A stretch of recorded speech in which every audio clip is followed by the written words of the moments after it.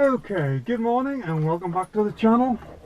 So, as promised, thought I'd give the truck a little bit of a blast out. So, Englishman, F250, American roads, here we go.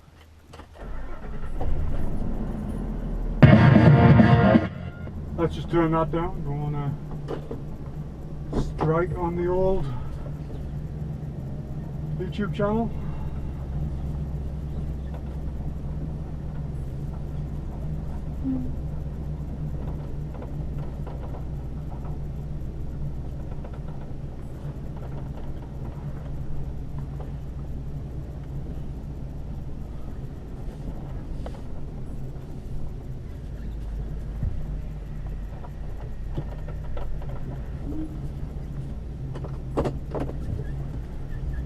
It is actually not too difficult driving on the opposite side of the vehicle.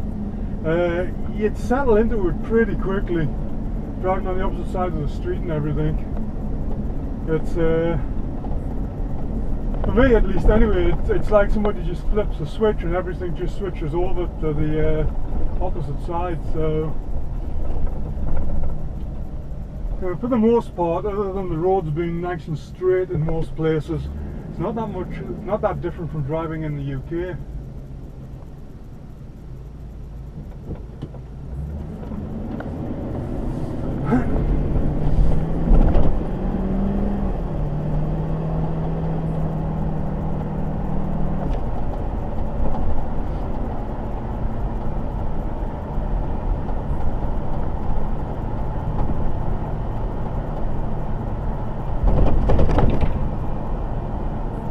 So, as you can hear, there's one or two rattles, but then again, it's an old truck, and it is. I go by. It is an old truck, so you know. Now, this is one thing you do need to pay attention to. In many parts of the US, you can actually turn on a red. Just gonna make sure everything's nice and clear, and off you go. Now, it's not like that in every state. I know there are several states where you can't do that, but here in Virginia you can turn on a red if the road's clear.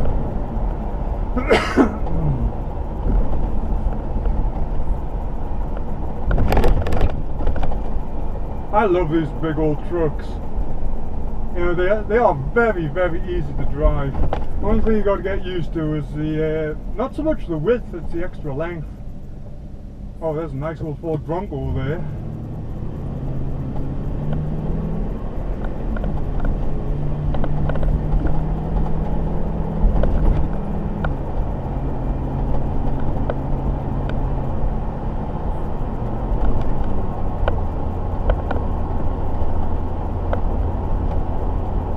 So, a few things if you are going to be thinking about driving a vehicle in America, like, you know, buying your own vehicle. The big one is do your research on the state that you're going to be in, because some states do not allow non-residents to actually register a vehicle.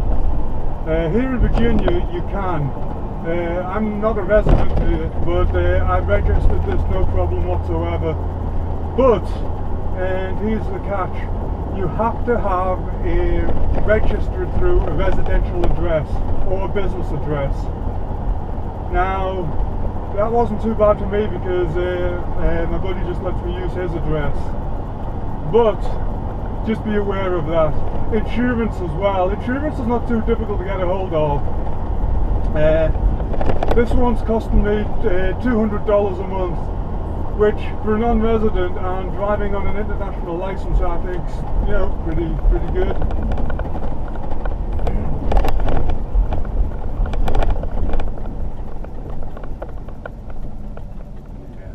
Through here. Anyway, one thing you will need an international driving permit. Now, these are easy to get a hold of. You just Google it, find your local post office, and you basically need your driving license, a passport size photograph, and I think it was £5 or something like that. And basically it's what they do is it's just to confirm the details on your driving license. and it's like a little booklet thing they give you. So it's quite straightforward. Some insurance companies will ask for that, some won't, but legally you are supposed to have it, and they should ask for it. Now some will ask for a copy, so you may need to just snap it with your cell phone camera and email it into them. Others, the one I'm dealing with at the moment, State Farm, they basically just wanted the information off it. So this is a school zone. They can be very, very heavily policed. So I mean, this is a Saturday morning and it's still quite common to see a cop sitting around here. So, you know, just stick to the speed limits.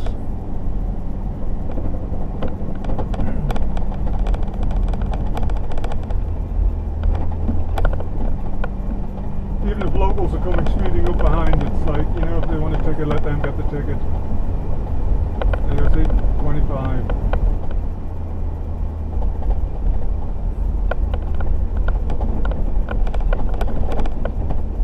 But this truck is nicely equipped. Well, I'm saying nicely equipped. It's let's do that again.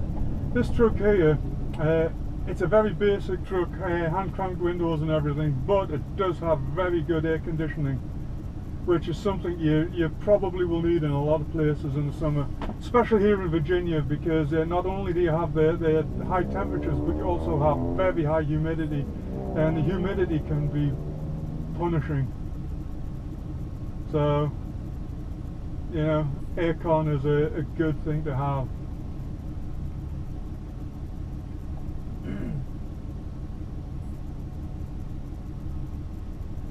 Something else you'll find as well, at least I do here in Virginia, is the rate at which people pull away from lights are much slower than they tend to in the just parts of the UK that I've driven in. You know, so be patient. You know, just different way of driving. But one thing with these trucks, and I had this same issue with my blue F250.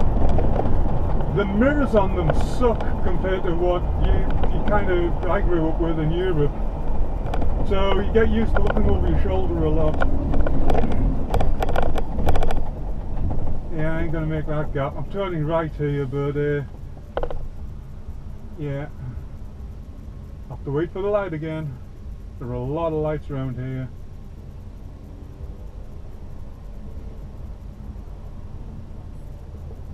Do you know what I mean? The green and traffic is just starting to move now.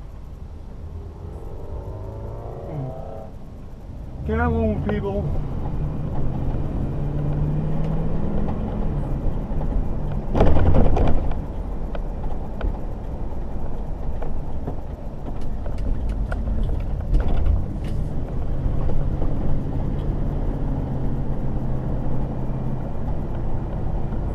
But like I say, these are just great driving vehicles, you know. I just really enjoy just being out and about in them. And one thing that a lot of people have asked me over the years, you know, because I did have my other F250 in the UK, was, you know, they're not too big for British roads. Well, I mean, look at the width of this lane. I mean, this is about average for what you would see in many places in the UK. Now, obviously, you're not going to be driving this around the centre of London or Birmingham or Newcastle or anywhere like that, but, you know, as a weekend vehicle, something to have a bit of fun with, go to some shows, yeah, they're fine, easy enough. I mean, you're getting something like a 7.5 ton box van, and you're going to be in something much, much bigger than this, and they, you know, cruise around all day long.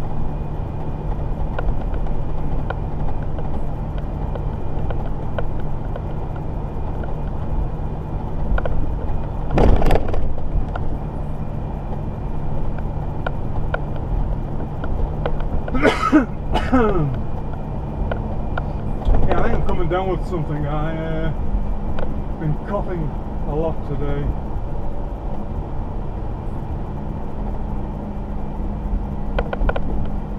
Yeah, level crossing, basically the same rules as the UK. You know, if the gates go down, we don't cross it.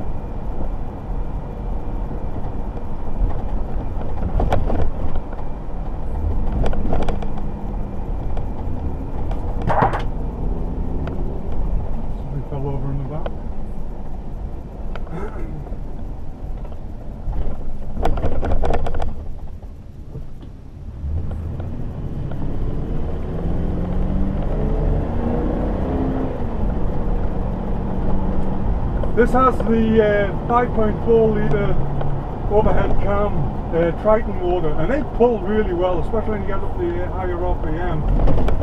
They're just nice engines. I really like it. It's doesn't quite have the torque of the 460 big block, but it certainly gets this old girl up and running.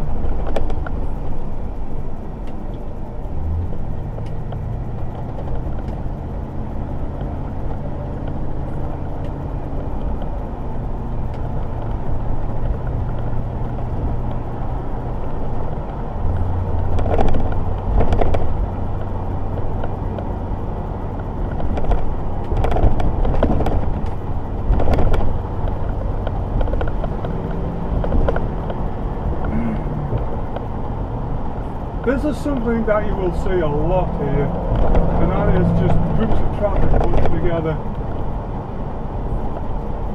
And it's, you know, it'll be like this for several miles, especially on some of the freeways.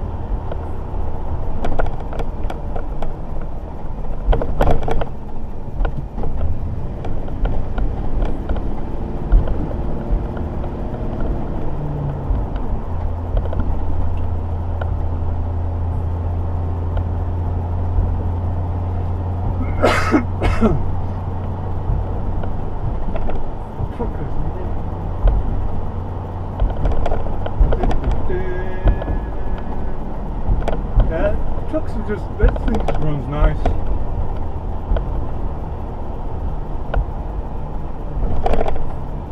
Now, fuel economy, that's something I do get asked a great deal about. Now, this one with 5.4, in traffic like this, I'm getting about 11. Which, you know, this is a big vehicle, and there's no two ways about it. This is a big vehicle. You know, it weighs about, I think it's getting on for like 4 tons, like 4 metric tons, around 8 or so thousand pounds, maybe a bit more. So, I mean, this is not lightweight, and it's gasoline, petrol, and 5.4 litres. So, you know, but that said, you know, get this up at like 60, 65, 70 on the freeway, and just keep it at that one speed for, you know, an hour or so. And this will get up to like 16, and that's good. I mean, that's bloody good, because this is, you know, this is like full-on commercial vehicle, and we're not talking transit van or anything like that. You know, this is a lot more capable. We really don't have any equivalent to it in the UK other than, like I said earlier, 7.5 tonners. and last one of those I was driving with a diesel, it was not getting 15 to the gallon, and that's US gallons, by the way, not British ones. So like my 460 in the UK, British fuel economy figures, I was getting 16 and a half, 17 out of that one.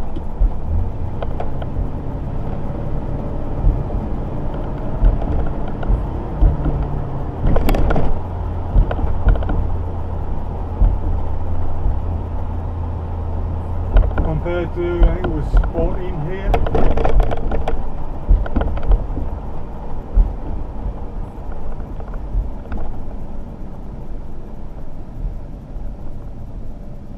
So the only thing I've really done to this, other than getting rid of the ugly paint, I've put 2 tyres on it, because 2 of the tyres were sketchy to say the least, and set of plugs, and that's been it. Oil and everything was good on it. It had a service 3 months ago, I think, 3 or 4 months ago, something like that. So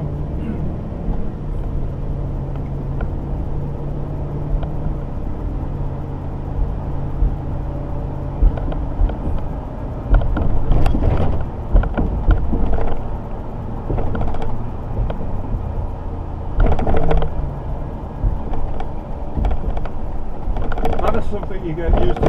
Dunk, dunk, dunk, dunk.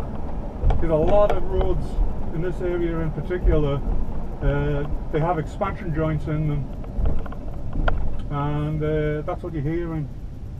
But they've actually been resurfacing a lot of the streets, and a lot of those, since I was last here a couple of years ago, they have had the expansion joints covered up, so you don't get that dunk dunk dunk dunk all the time. So I don't know, maybe they found a way of dealing with really high swing in temperatures.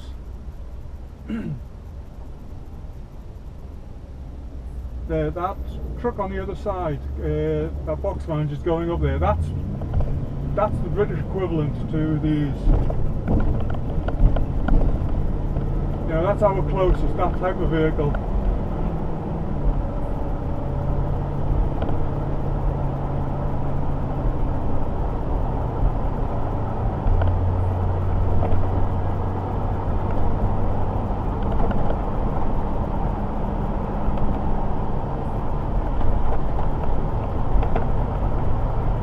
God, I love driving these things. I really do. I mean, it's...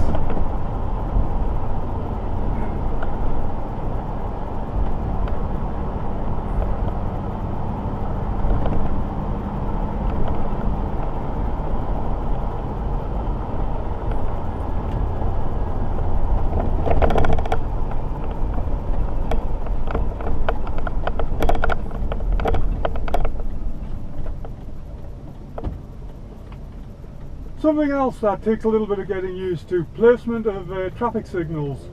They do tend to be in very different locations than you'd normally see them in Britain and other European cities. But again, you pretty much, you adapt to it very quickly. It's not that difficult. And I have heard several people say to me, I could never drive in America. And it's, and I've got American friends here that said, they could never drive in the UK, and like I've said to them all, driving is driving. It's the same everywhere. You've just got to adjust to the idiosyncrasies, basically. New Corvette.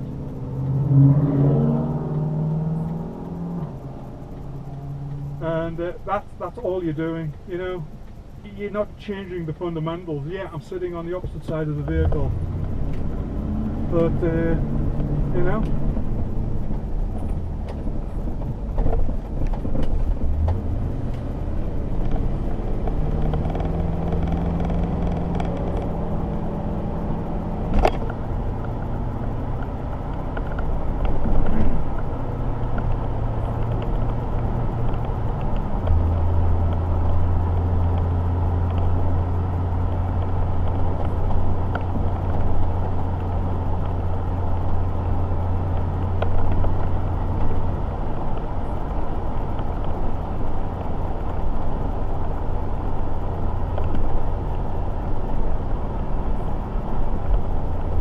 Fuel prices are going up here though. I mean, still not as high as the UK, but damn, they're getting up there.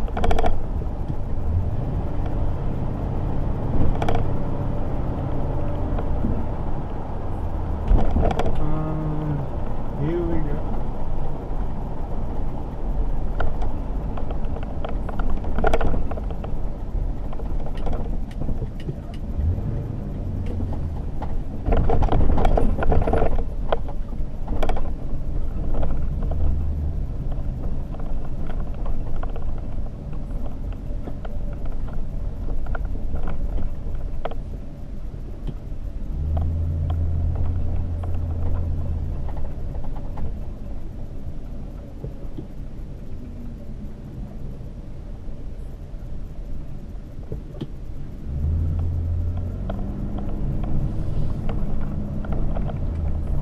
And there we have it, blast out in my F250. Hope you enjoyed it. It's I don't do these driving videos much anymore. It's living in Lincolnshire. It's not like the north of England where there's a lot of places to drive to. You know, it's but yeah, there we go. So there we go. That's my 2004 F250. Like I said, if you come to America and you're going to spend some time here, I would genuinely say research what it would take to just drive an old vehicle. I mean, this one for 3 months, the cost of the vehicle, the insurance and a little bit that I've spent on it is still about £1,000 less than a rental car for the same period. And this is way better than a friggin' rental car. I'm sorry, you know, I don't care what anybody says, this is just better. So, gonna wrap the video up there. You know the drill. Click that like button, subscribe, and next time you see me, I don't know, I may make a couple of more videos on this as I'm out and about, but I'll see how that goes. But if not, next time you'll see me, it'll be back in England with the transit van. So take care and have a good one.